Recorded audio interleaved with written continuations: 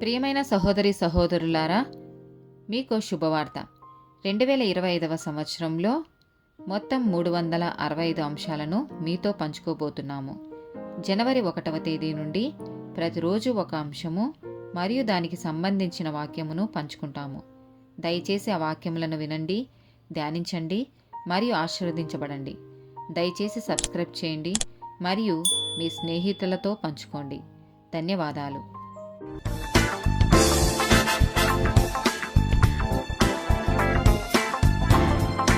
67th day topic పరిణామాలు. 2వ సమూయేలు గ్రంథము 12వ అధ్యాయము 7 నుండి 14 వచనాలు. నాతాను దావీదును చూచి, ఆ మనుష్యుడవు నీవే, ఇశ్రాయేలీల దేవుడైన యెహోవా సెలవిచ్చినదేమనగా, ఇశ్రాయేలీల మీద నేను నిన్ను రాజుగా పట్టాభిషేకం చేసి సౌలు చేతిలో నుండి నిన్ను విడిపించి నీ యజమానుని నగరిని నీకనుగ్రహించి నీ యజమాని స్త్రీలను నీ కౌగిట చేర్చి ఇశ్రాయేలు వారిని యూదా వారిని నీకప్పగించితిని. ఇది చాలదని నీవనుకొనిన ఎడల నేను మరీ ఎక్కువగా నీకిచ్చియుందును. నీవు యెహోవా మాటను తృణీకరించి ఆయన దృష్టికి చెడుతనం చేసితివేమి? హిత్తీయుడగు ఊరియాను కత్తిచేత చంపించి అతని భార్యను నీకు భార్యగా అగునట్లు నీవు పట్టుకొని ఉన్నావు. అమ్మోనీల చేత నీవతని చంపించితివి గదా. నీవు నన్ను లక్ష్యము చేయక హిత్తీయుడగు ఊరియా భార్యను నీకు భార్య అగునట్లు తీసుకున్నందున నీ ఇంటి వారికి సదాకాలము యుద్ధం కలుగును. నా మాట ఆలకించుము.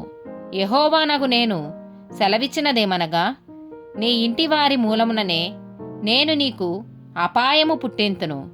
నీవు చూచుచుండగా నేను నీ భార్యలను తీసి నీ చేరువ వానికప్పగించెదను. పగటియందు వాడు వారితో శయనించును.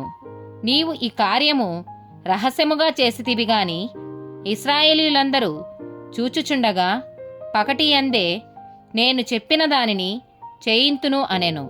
నేను పాపము చేసి తినని దావీదు నాతానుతో అనగా, నాతాను నీవు చావకుండునట్లు యెహోవా నీ పాపమును పరిహరించెను.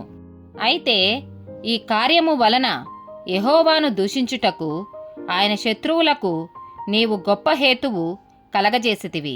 యెహెజ్కేలు గ్రంథము 16వ అధ్యాయము 58వ వచనం. నీవు చేసిన మోసమును నీ హేయ కృత్యములను నీవే భరించితివి. ఇదే యెహోవా వాక్కు. యెహెజ్కేలు గ్రంథము 23వ అధ్యాయము 35వ వచనం.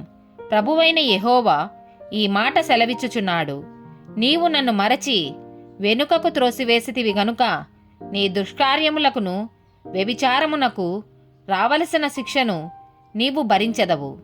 ఆమేన్.